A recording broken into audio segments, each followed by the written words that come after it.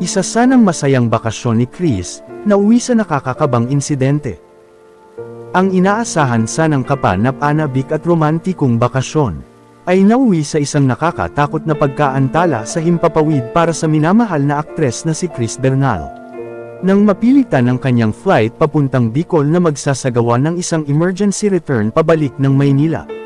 Sa pamamagitan ng social media, inilahad ng tanyag na aktres ang magkahalong lungkot at pasasalamat. Ito ay matapos kanselahin ang kanyang nakatakdang biyahe, dahil sa biglaang pagsama ng panahon na naging banta sa kanilang kaligtasan. Mabilis na nakuha ang atensyon ng publiko nang buong tapang niyang ibinahagi ang nakakakabang karanasan. Na nagpuwersa sa kanyang eroplano na biglang bumalik ilang sandali na lang bago ang nakatakda nitong paglapag. Batay sa ibinahaging ulat ng aktres sa kanyang opisyal na Instagram stories. Labis ang kanyang panghihinayang sa pagkansela ng biyahe dahil may mahalaga at personal siyang pakay sa kanyang destination. Ayon sa pahayag ng aktres, sadyang inilaan niya ang kanyang buong oras at sinuspende ang ibang gawain upang makasama sa isang napaka-espesyal na charity event. I was supposed to fly to Bicol to support Mangisok Elementary School where one of the donors is Perry's family. Sa pagnanais na maipakita ang kanyang buong suporta para sa kanyang asawa na si Perry Choi. Tiniyak niyang perpektong naayos ang lahat.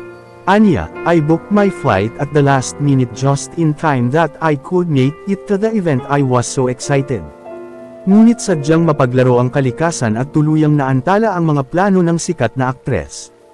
Just as the plane was about to land in Bicol, the pilot announced that we had to return to Manila.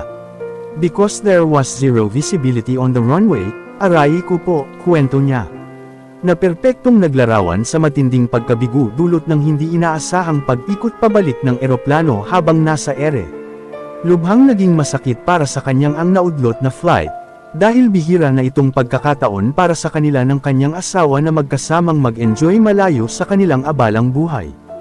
Today is Thursday, I cancelled all work in choir because I really wanted to support Perry's event in Bicol. Dagdag pa niya na may bakas ng hindi maikakailang kalungkutan, more than that, I was looking forward to spending some time with him. Just the two of us on an out-of-town trip which we rarely get to do.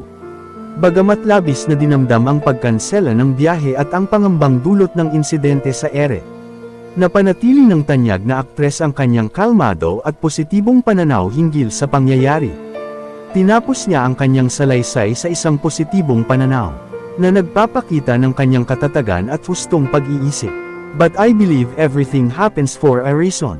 I may not have made it to Bicol today, but at least I'm safe and that's what matters most, she concluded. Leaving a lasting impression on everyone who read her gripping travel tale.